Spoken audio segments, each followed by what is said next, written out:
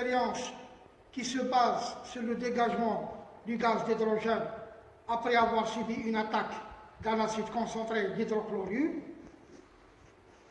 on doit présenter le dispositif. Dans le dispositif, il se constitue de deux réservoirs. L'un, il est de diamètre large et l'autre, c'est une burette d'un volume de 100 ml qui sont reliés par un tuyau en caoutchouc.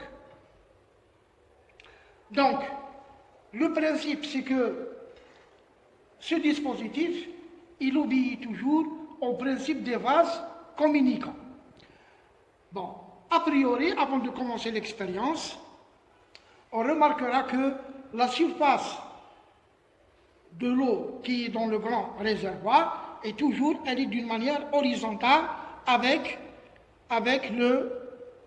le zéro de la burette. Donc le zéro de la burette, il est pratiquement considéré comme le début du mesure des volumes.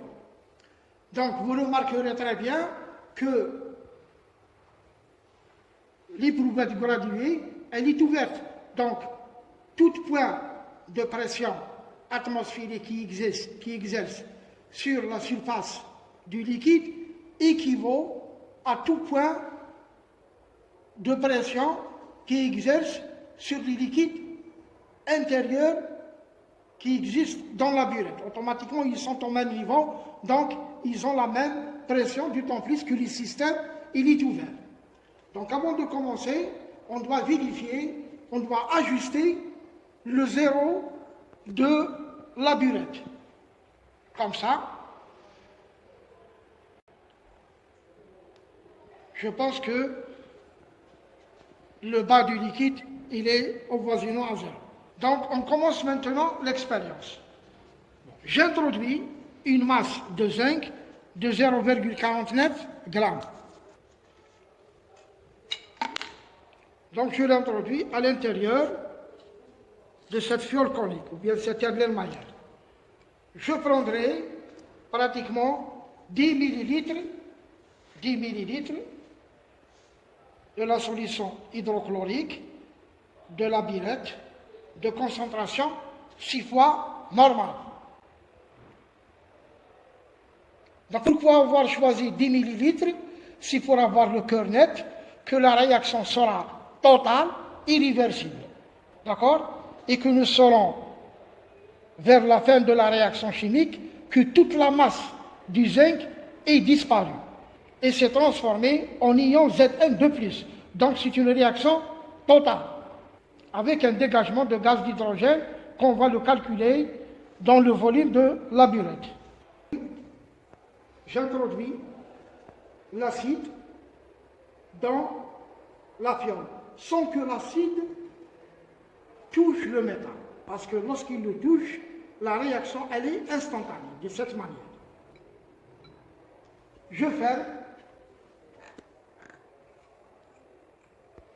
comme ça, et je vérifie encore le système, après avoir fermé avec le bouchon hermétique, s'il n'y avait pas eu un déplacement du liquide. Je pense que le zéro, ou bien le liquide, le bas du liquide, il est toujours avoisinant le zéro.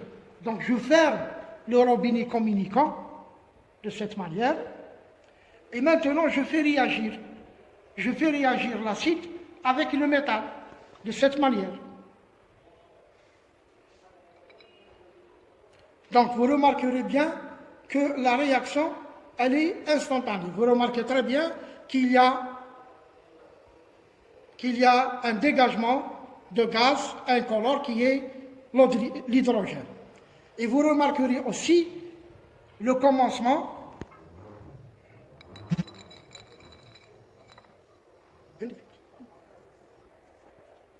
donc vous remarquerez très bien que le gaz qui se dégage fait une pression sur la surface du liquide qui existe dans la burette.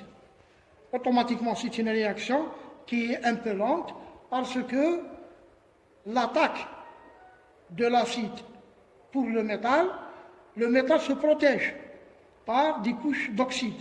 Donc, l'acide chlorhydrique va attaquer pour se faufiler un chemin pour qu'il attaque le métal, doit a priori attaquer la couche de l'oxyde qui s'est formée sur le zinc, qui est constitué d'oxyde de zinc, comme le ZnO ou bien le Zn2O. Donc, à chaque fois, je fais diminuer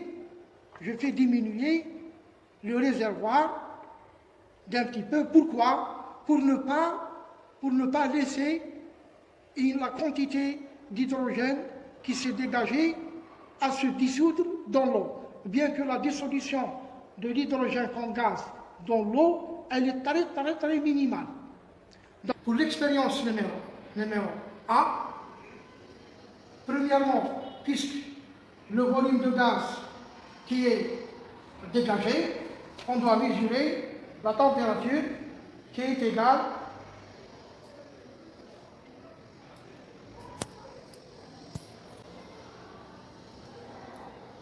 22,2 degrés Celsius. Je dois baisser encore.